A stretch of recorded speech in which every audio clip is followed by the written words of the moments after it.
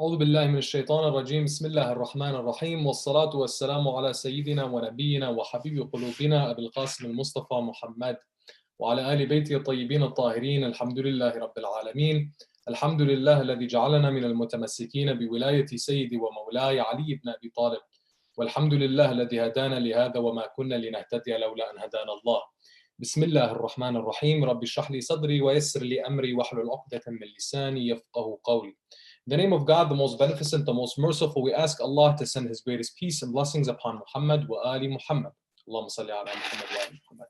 We praise Allah for all the blessings He has given us, and the greatest blessing being that He allowed us to be of the ones who remain steadfast, dedicated, and loyal on the path of our Master after the Prophet, the commander of the faithful, the prince of the believers, the protector of the Prophet and his message, Imam Ali ibn Abi Talib alayhi salam. We praise Allah for this blessing and every blessing, for without Allah we would have nothing. Assalamu alaikum, my dear respected brothers and sisters, wa rahmatullahi wa barakatuh.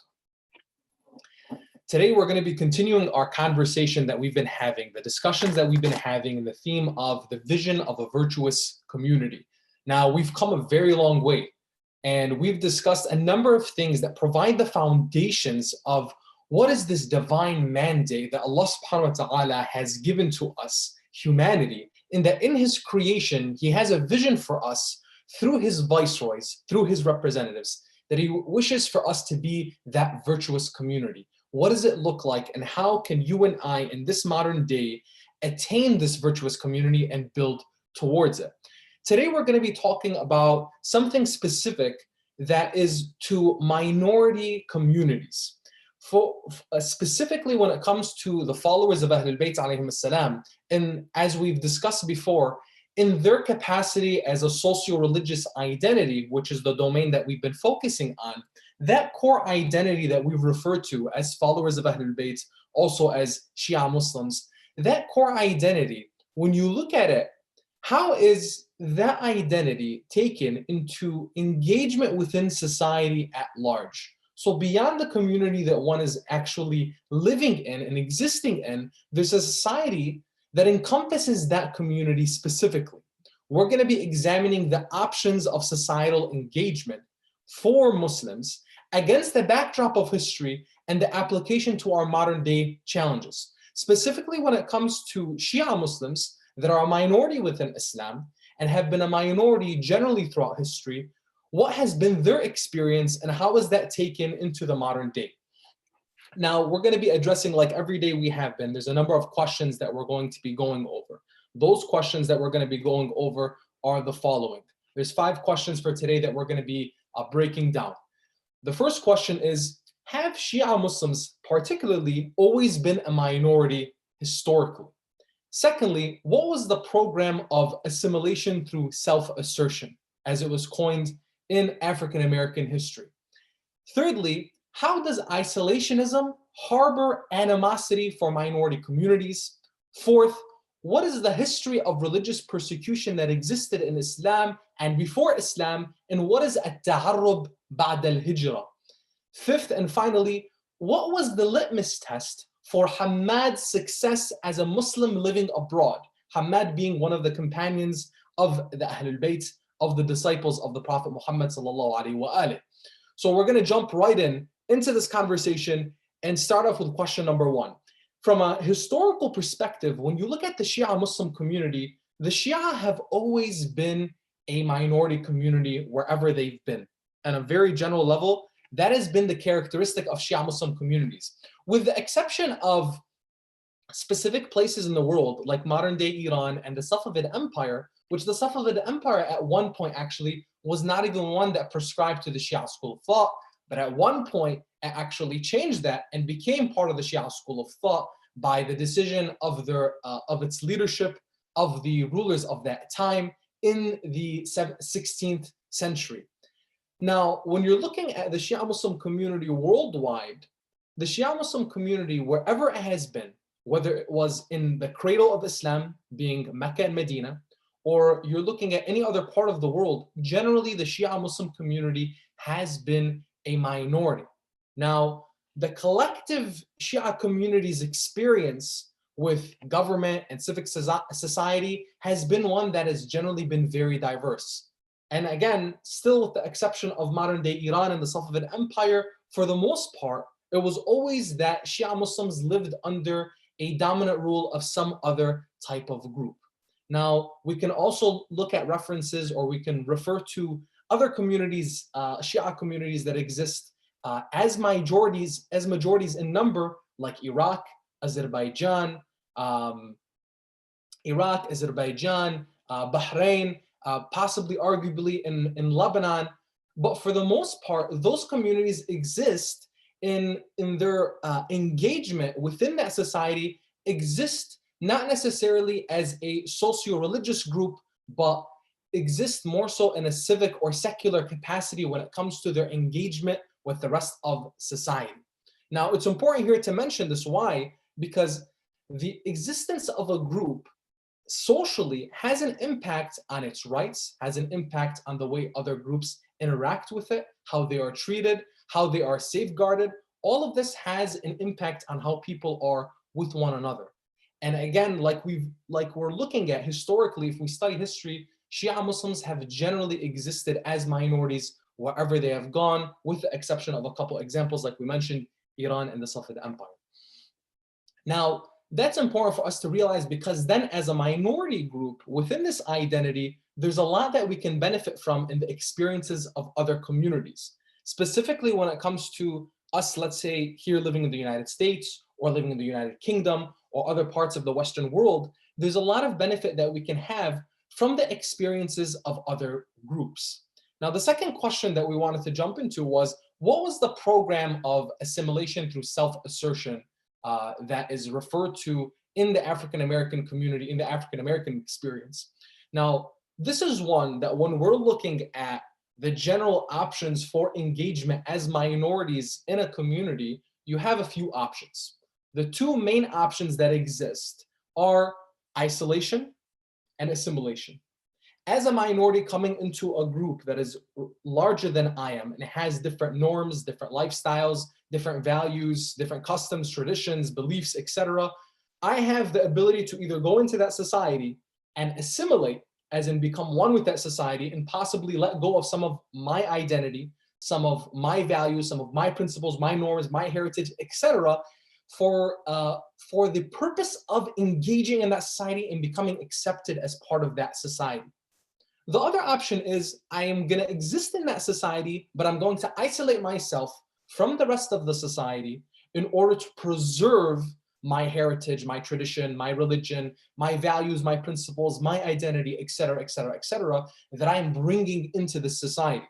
Now, in the African American experience with W.E.B. Du Bois, as also prescribed, and what he described was the program of Frederick Douglass, W.E.B. Du Bois coined this term or this phrase, assimilation through self-assertion. The African American community was at a point in its history of how do they, after slavery, engage in their society, which was a predominantly non-Black society, a white society, in which they were just enfranchised in becoming beyond property, a very unique experience collectively as an African American community. And they faced this challenge when it came to, do we isolate ourselves, as in do we just live segregated from the rest of our society, from the people that are different than us? In this discussion here, it was a racial a distinction between the minority and the majority. Or do we assimilate with the rest of society and possibly lose some parts of who we are? And the advantage of assimilation is that we're going to be actually getting some benefit by being accepted people, or in this context, as African Americans, the American way, let's say, right? Again, this being a racial conversation, a racial discussion from a racial minority into the majority that existed in the United States. Now, what W.E.B. Du Bois and Frederick Douglass were pushing for was an idea called assimilation through self-assertion, which basically meant we want to assimilate into society. However, we want to assert our identity, our heritage, our tradition, our customs, our values, etc., as African Americans. that we're going to assert our identity and we're not going to allow it to melt away. Effectively, what that essentially became was integration. Now, when you're looking at integration, integration is that middle ground between isolation and assimilation. It's not taking yourself away from the community absolutely so that you may maintain the identity, nor is it one where you're assimilating completely in society in a way where you're losing your identity and losing what you came with from this society or from your heritage and from the places that you originally came from, whether it be as an immigrant community or one that you've existed for a long time in the society that you're living in, but happen to be facing this challenge of engagement as it is now, as the African American community did back in the 1800s. Now, when we look specifically at isolationism and assimilation, there's principles that we have from Ahlul Bayt alayhim salam, from our faith, from the Quran and from the tradition of the Prophet and his family, as in how did they look at isolationism and how did they look at assimilation? We refer to this example from a historical background and from a practical level of how did other Americans or how did other minority groups in the United States of America deal with their challenge of being a minority group and engaging with the rest of their society. And that's a key discussion for us to contemplate on as we have. But the third question comes into play and discusses the significance of isolationism and its connection to animosity. Now, when we look closely, we can find that the more isolated a group are, the more connected to animosity this group may be.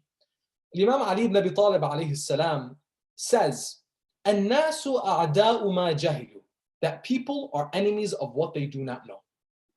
Very simply put, ignorance is not bliss. And it's something that can turn man against his fellow man. It can turn a brother against another brother. Ignorance is not something that should be disregarded as it's okay, it's fine if people are ignorant about things, because once you're ignorant, you actually induce fear. And once fear exists, then people act irrationally. And when people act irrationally, people can get hurt. Take the example that the experience that took place for many Americans post 9/11, and even people around the world from Muslim communities and people that quote unquote looked like Muslim communities, the experience that they had post 9/11 and what happened. There was a number of hate crimes that took place in the United States and abroad as a reaction to Muslims and the terrorist attacks that took place on 9/11. Now, we know from our perspective, definitely, anybody that understands Islam, that Islam had nothing to do with the attacks on 9/11, and that those individuals, regardless of their faith that they claim to have, that was an act of terrorism. However, people not necessarily being engaged or knowing Muslims reacted very irrationally to that situation, so that any Muslim that they saw or anyone that they presumed to be Muslim, they felt hatred towards, and then certain hate crimes also were induced in those scenarios, in those situations. Look at this example of how many individuals that weren't even Muslim, but in fact were Sikhs, that have been victims of anti-Muslim hate crimes even 15 years after the terrorist attacks of 9/11. The first revenge killing that actually took place after 9/11 took the life of a young man. His name was Balbir Singh Sodhi. Sodhi was an Indian Sikh immigrant. The assailant said he wanted to go out and shoot some towel heads for the actions of Osama bin Laden. It goes to show that how much ignorance is involved here, that this person would go out and kill an individual who wasn't even belonging to the faith of those that he wanted to hurt and harm. Now, why did this take place? That though the man wasn't even a Muslim, he was killed by someone that harbored resentment towards Islam. To the assailant, a Muslim looked a certain way, and that Sikh immigrant fit the description of what he thought a Muslim looked like. Because he looked Muslim and the way he thought, he was going to take his revenge on this person. And how does Muslim look like in his mind? It's someone who's dark, long bearded, and wearing a turban. And this can apply to a number of different people culturally and religiously from different groups. So this individual, because of his ignorance, he acted on a phobia or a fear, and he took the life of another human being. And taking the life of another human being who wasn't even part of that group that he wanted to harm or hurt. Now, fear and ignorance, like we said, they go hand in hand, usually leading to devastating outcomes for minority communities across the world, be it in the United States or abroad. Isolation, be it by those perpetuating hate or those receiving it, that only fuels the sensational fire of fear and ignorance. And what we mean by that is, if a community is isolated, whether it's a majority community or a minority community, isolation only brings about more hate, only brings about more ignorance. And we see that practically speaking, as Imam Ali alayhi salam tells us, that when people are ignorant of something, they're going to be induced by fear and they're going to act on it in a way that can bring harm to people. So the position of a minority community like ourselves is to be one who contemplates and thinks, I want to protect my community. I want to protect my brothers and sisters. I want to make sure that people are taken care of. I need to think, how much do people know about my community, so much so that they realize that we're not a threat, that we are people just like they are, that we care for our families, that we're raising a generation of people that are going to be good citizens, that are going to be good leaders, that are going to be serving our community, our society at large, regardless of the faith tradition that they belong to, that we're professionals, we're business owners, we're people that love and care and serve just like anybody else. They won't know that if we're isolated. And we won't know that if they're isolated. It goes both ways. In order for us to bring people closer together, to at the very least not harm one another, we need to be of ones who are engaged and not isolated. Moving forward into the conversation of isolationism and assimilation comes the very important point, which is the experience of religious persecution and the backdrop of that history in our faith tradition, and what became known as the concept of ta'arrub ba'd al-hijra. In question 4, we're asking, what is this experience that we had with religious persecution, and what is this idea of ta'arrub ba'd al-hijra? There are a number of examples that exist in the Holy Quran and in the history of the Prophet and his family with regards to religious persecution. Take the example of Prophet Moses, Prophet Musa alayhi salam, when he goes to the experience of fleeing from the Pharaoh. In the Holy Quran, in chapter 28, verses 21 and 22, Allah subhanahu wa ta'ala describes the situation that Musa is in. And he says, so he left the city, fearful and vigilant. And he said, my Lord, deliver me from the wrongdoing lot. And when he turned his face towards Midian, he said, maybe my Lord will show me the right way. So when in his move to Midian, he's fleeing persecution and protecting his faith and well-being. The Prophet, peace and blessings be upon him, goes from one city onto the next, one area onto the next, with the pursuit of saving his life from who? From individuals that were persecuting him for his beliefs, for his faith. So he goes on to the next place to make sure that he is protected and safeguarded from his faith, or safeguarded from the individuals that were persecuting him because of what he believed. Now, similarly, when the Prophet Muhammad, peace and blessings be upon him, and his followers went through intolerable measures of religious persecution during their first days, in the earliest days of Islam in Mecca, the Prophet instructed some of his followers to take safe haven in Abyssinia, which is modern-day Ethiopia. Now, he instructed a group of his followers to go to Abyssinia under the direction of the person he appointed as essentially the lead of the group, was Ja'far ibn Abi Talib, his cousin. Ja'far ibn Abi Talib, the cousin of the Prophet, takes this group of people and he leads a band of Muslims to Abyssinia. The Prophet gave Ja'far a number of detailed instructions on how they need to behave and engage with people in Abyssinia. Most of those instructions were centered around respecting the people that were their hosts. So they were going to Abyssinia, which was a Christian kingdom. And at that time, it had a Christian ruler who was essentially very tolerant, very open-minded, and he welcomed the Muslims in. The Prophet instructed Ja'far to preach to the Christians. Do not preach our faith to them. Do not try to convert them. Respect their laws, respect their land, respect their property. Treat them with kindness and be with them as a harmonious community. He made sure that there was no infringement whatsoever in any way upon their faith and upon the practice of their faith. He said basically, be as you are, practice your faith, and appreciate those who are welcoming you and providing you a safe haven in their community, in their land. Now, when it comes to that experience that was had by Ja'far ibn Abi Talib, by Prophet Musa alayhi salam, and by others that were fleeing religious persecution and were going towards communities that allowed them to practice their faith and practice their religion, there's also this concept of at-ta'arrub ba'd al-hijrah. Imam Ali alayhi salam narrates from the Prophet. He said that Rasulullah sallallahu alayhi wa alihi told me, Ya Ali, la ta'arrub ba'd al-hijrah. Oh Ali, there is no going back. At-ta'arrub ba'd al-hijrah. There's no ta'arrub after hijrah. Ta'arrub was a reference to being uncivilized, to being one of the pre-Islamic days, as in the age of ignorance.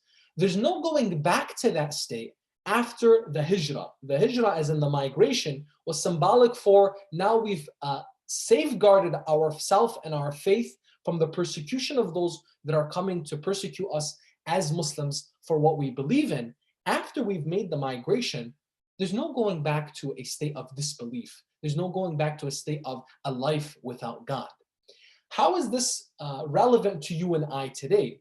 It is, no matter what community that we live in, it's important that where we live in does not compromise our faith and our identity, specifically our identity in our faith. When we're going to different communities, be it living in the West, in the East, wherever it may be in the world, if the community that we're living in is going to compromise our religion, our faith tradition, then it is a community that we need to be mindful of. Is it my action? Is it the surrounding? Is it my ability to cope with everything that's around me? If I know for certain that I can't live in this community, I can't live in this society because I'm completely letting go of my faith, I'm completely assimilating into the society that I'm in, and I've lost my heritage, I've lost my identity. If I'm doing that, then realize that we're going against the basic principle that the Prophet established, which was, listen, we've migrated, we've escaped persecution, we've found a safe haven for ourselves to practice our faith, to be Muslims. But if you're living somewhere where it's not allowing you to be a Muslim, then the world is a very big place. Go and find a place for you to practice your faith, for you to be able, even if that practice of your faith is in your own home, by mere virtue of you existing and living somewhere, if you can't practice your faith because of the surroundings that you're in, you need to contemplate what's going on with your situation.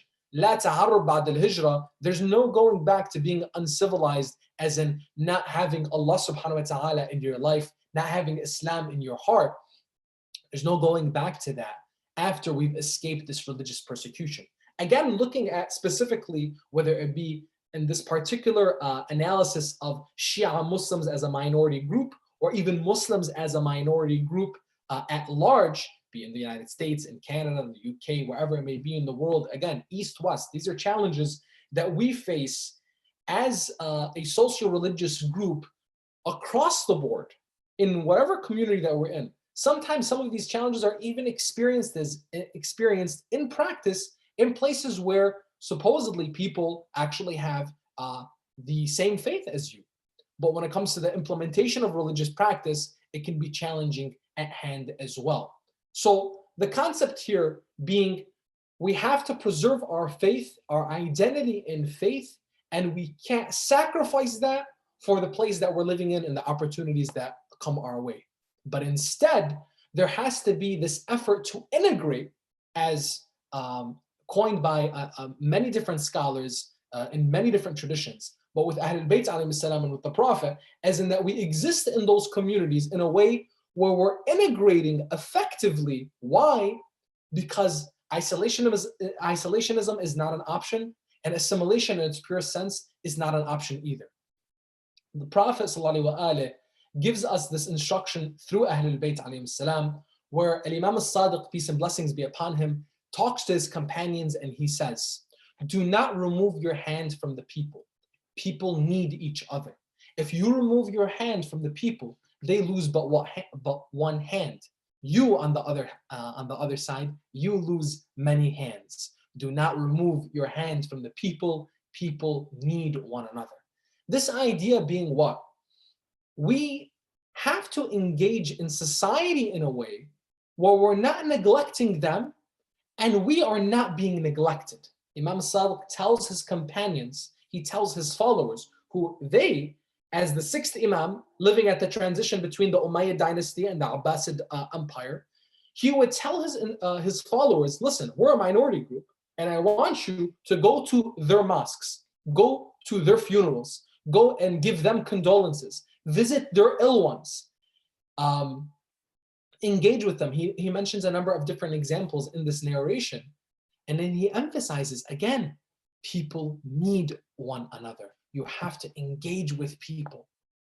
This reference was as the Imam, who is the leader of the followers of Ahlul Bayt alayhim salam, a minority group, telling them, listen, in our community that we're existing in today, I want you, with the rest of the majority, with the rest of people who are of a different school of thought, I want you to engage with them. Those are your brothers and your sisters in faith. And if you are going to neglect them, then you're going to be neglected. Go to their mosques, go to their funerals, take care of their ill ones, ask about them, talk to them, engage with them. Allah subhanahu wa ta'ala, again, as we mentioned in the previous nights, He's created us as nations and tribes so that we may get to know one another. The acknowledgement and the celebration of diversity itself is a divine mandate. It's not something that is just a mere convenience or an accessory for us. It's a necessity. So when we're looking at all of this and we're bringing it all together, we've looked within the community and we're looking right now at a more exterior lens and looking from the outside and seeing, now I have this concept of self, this concept of identity. I know those 4 spheres of identity that we discussed in the previous nights. I need to really know, as a worldview for myself and the narrative that I possess as a minority community, how do I see my engagement on all levels? Socially, economically, politically, religiously, on all levels, how do I see my engagement with people that are different than me as a minority in the community, in the society that I live in? Finally, we're going to talk about the story of Hamad, one of the companions of Imam Ja'far al-Sadiq alayhi salam. This companion of Imam Ja'far al-Sadiq alayhi salam, he experiences what we asked in this question number 5, as in, what was the litmus test for Hamad's success as a Muslim living abroad? So the experience with Hamad was the following. Hamad was a merchant, a businessman, if you will. And Hamad left the cities of the Muslims. He left Medina, he left Mecca, he left the area that was considered to be the land of Muslims, right? And he sought a new life in the Byzantine Empire. The Byzantine Empire, neighboring the Muslim Empire, was one that there was some opportunity for people, especially in business as merchants, to find opportunity, economic opportunity for a better life in certain aspects in that empire. So Hamad was one of the individuals who took advantage of that, and he moved to the Byzantine Empire. He didn't disconnect completely from his home, being Medina, but instead he remained in contact and visited as often as he could. Every time that Hamad would go back and visit Medina, though, people would scorn him. They would ridicule him. They would make fun of him, mock him, and say, oh, Hamad, you're coming back from the Byzantines? Oh, the disbelievers? You're going to be resurrected with them on the day of judgment. Don't you know that? Don't you know that when you live with the people that you become one of them? And you're living with a bunch of disbelievers, so we're pretty sure you're going to be resurrected as a disbeliever with the rest of them. And Hamad was really bothered by this.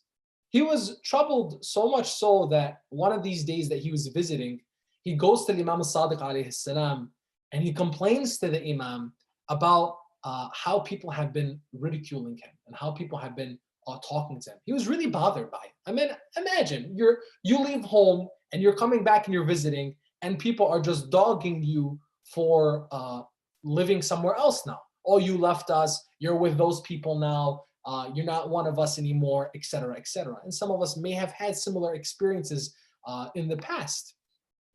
So Hamad is complaining to the Imam, and the Imam looks at Hamad and he says, Ya Hamad, oh Hamad, when you were there, do you remember our cause? And do you call for it? Hamad paused for a moment and he said, yes, my Imam, I do.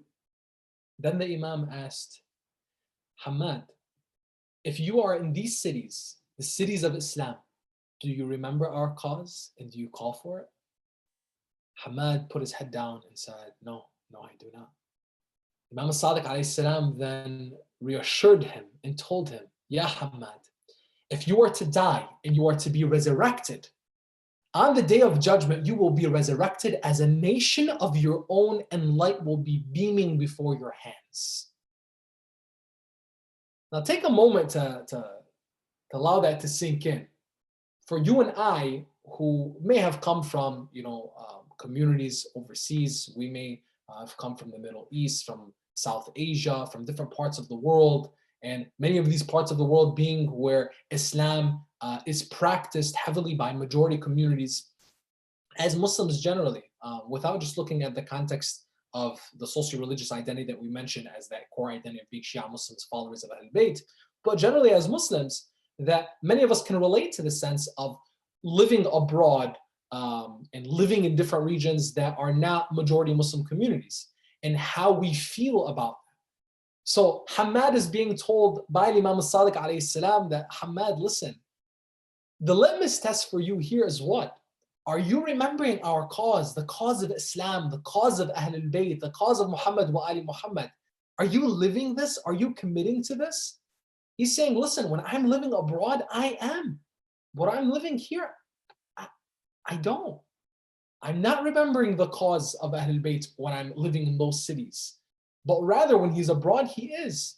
Now apply that to you and I. The community that we live in, the city that we live in, the places that we're working in, that we're living in.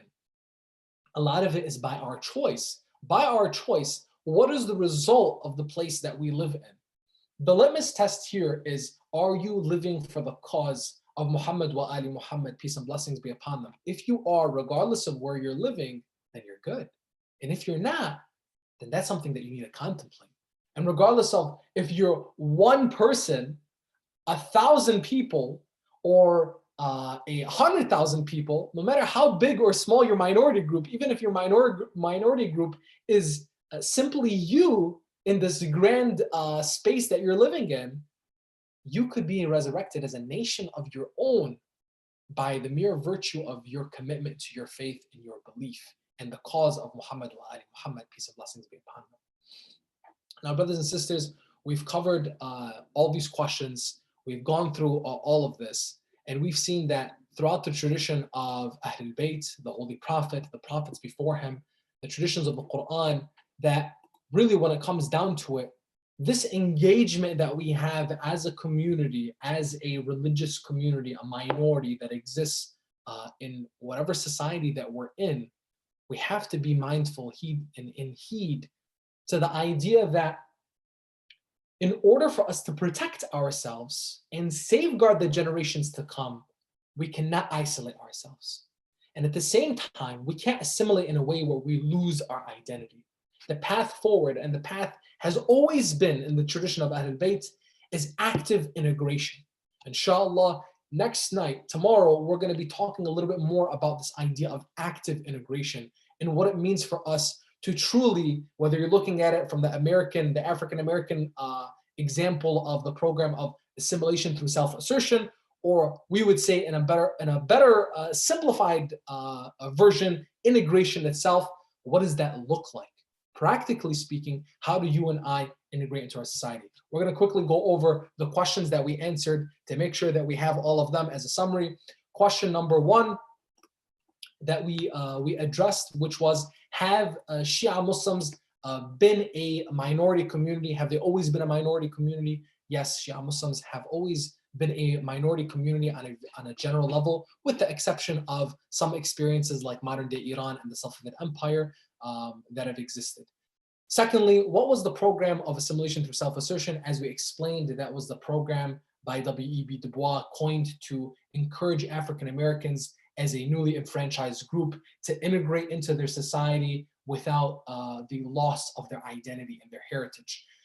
Third, how does isolationism harbor animosity? We've said that on both sides, whether the one that's perpetuating the animosity and the hatred, or the group that's actually the recipient of it, the victim of it, minority groups need to be mindful that if you are less engaged with the society that you're in and you're more isolated, that could possibly bring more harm to you, even though it's not justified whatsoever.